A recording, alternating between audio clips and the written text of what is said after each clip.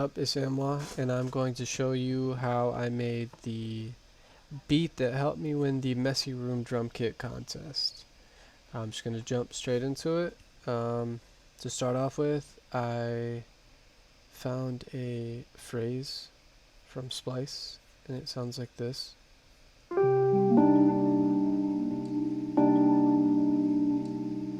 And then I pitched it up. I duplicated it and pitched it up. I could have done it way simpler, but I had chopped the sample in 2 parts to make it kind of speed up the pace of how it was played. And when I made it, I was just kind of in the moment, and I just kept going. But I didn't really do too much to them except for that. And to both tracks, I added some reverb and some delay. And then I grouped them together. And I added some chorus and some EQ to kind of roll off the low end and frequencies we don't need. They're pretty warm as it is already.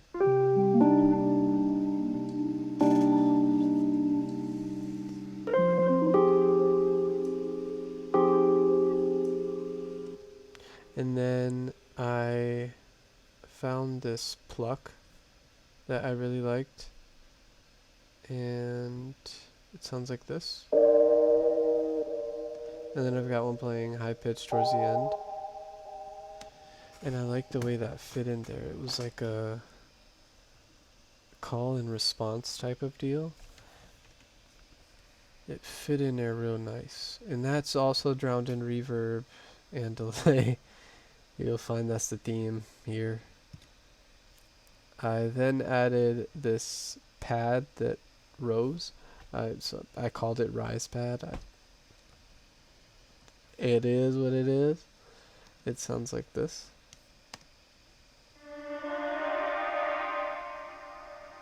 I like that.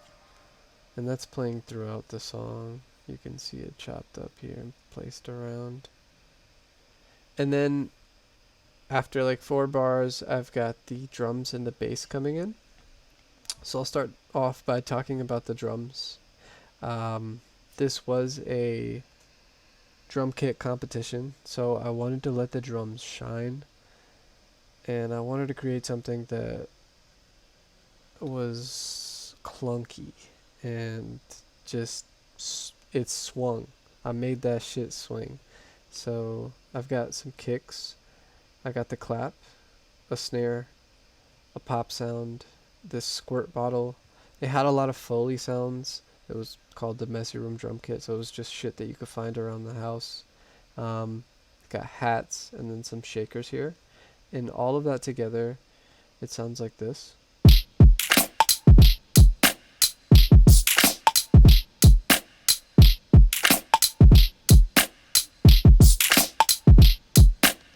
So I didn't do too much to the drums.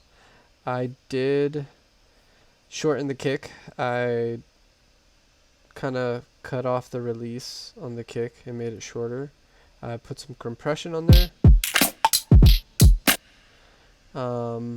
Made it mono.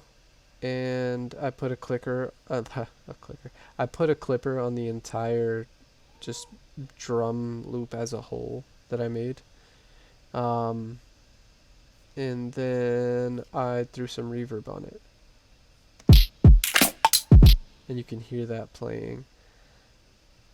After that, I found the Serum preset. It was from this pack called Select. It was like a selection inspired kit that I can't remember the dude who made it, but shout out to you. I bought it from him like a year some change ago, but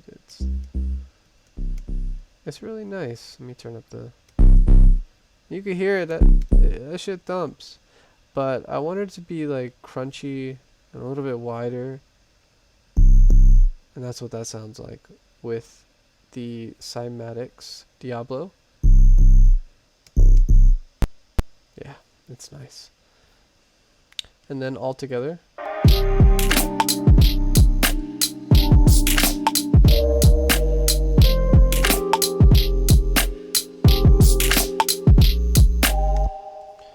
So then after that, I took away the sample, the main part that was kind of driving that beginning. Um, and I played out my own chords with Serum. And I really like this sound. It's one of my favorite go-to sounds. It's like a medicine style organ, pretty simple. This is what it's just two chords. If you can make a vibe with two chords, you could do fucking anything.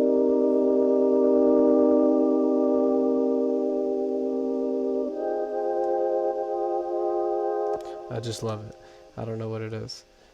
I got this arpeggiator that I laid out and then I bounced it out in place and just kind of shortened it and kept the tail.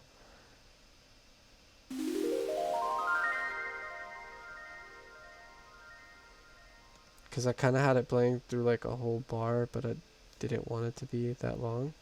I was kind of skeptical about it, but after I like got everything in there and then I shortened it, it just kind of fit right in when the beat dropped. And then after that, we've got this same rise pad from the beginning, but I found this sample that just kind of added texture. It sounds really nice. I like the way that sounds. When I was looking through sounds, I found this and it was just kind of blending in perfectly. And of course it's drowned in reverb and delay like everything else. And then I've also got a vocal sample.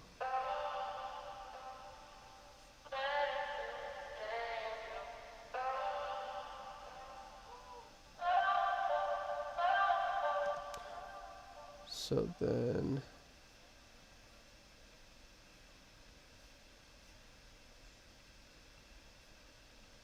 with that all together,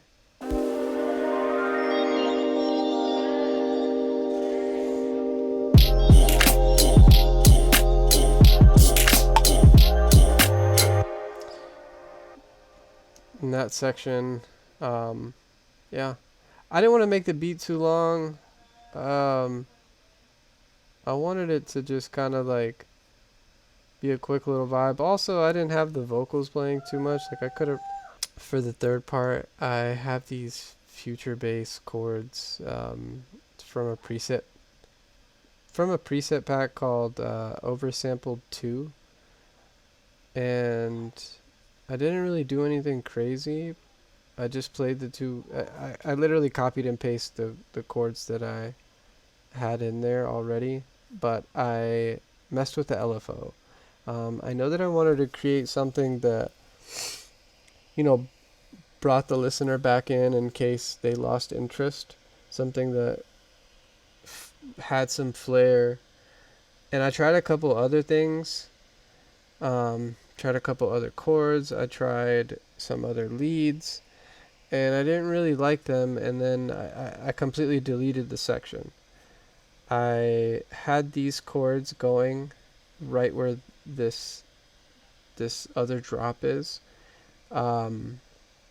and I just took them and put them on their own track, and I started looking for other sounds. And then I heard these, and I was like, I don't know, let me try some LFO shit.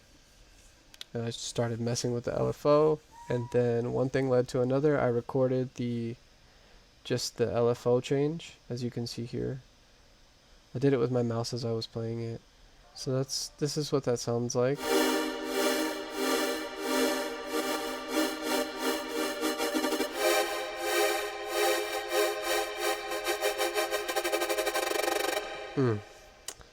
And all together.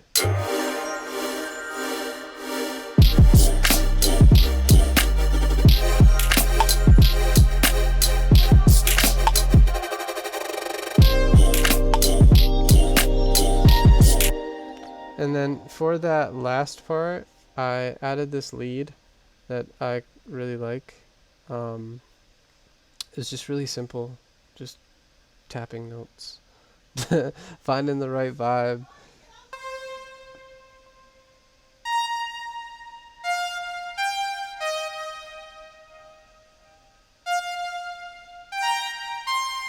And that's what that sounds like.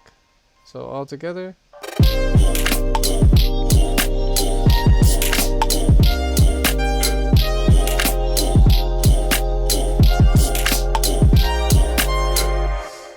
And that's pretty much it. Like, I didn't do anything too crazy. After I had all my sounds, like the sounds that I played out, I grouped them.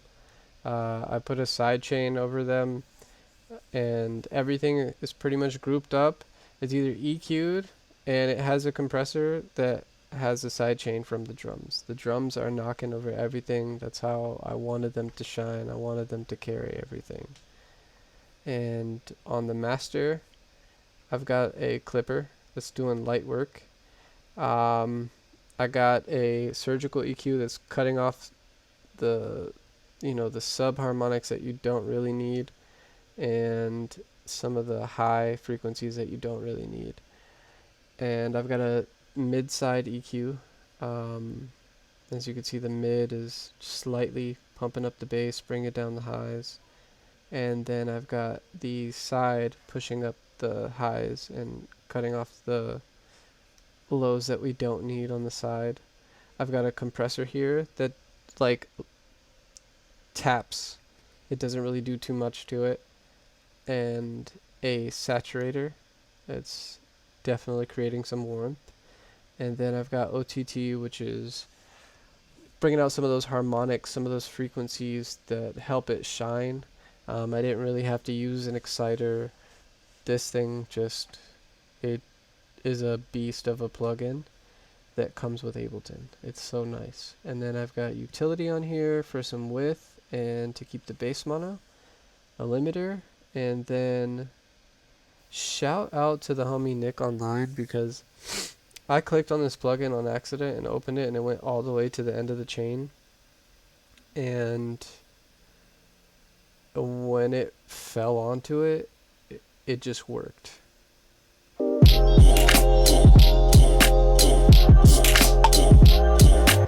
Play that back without it.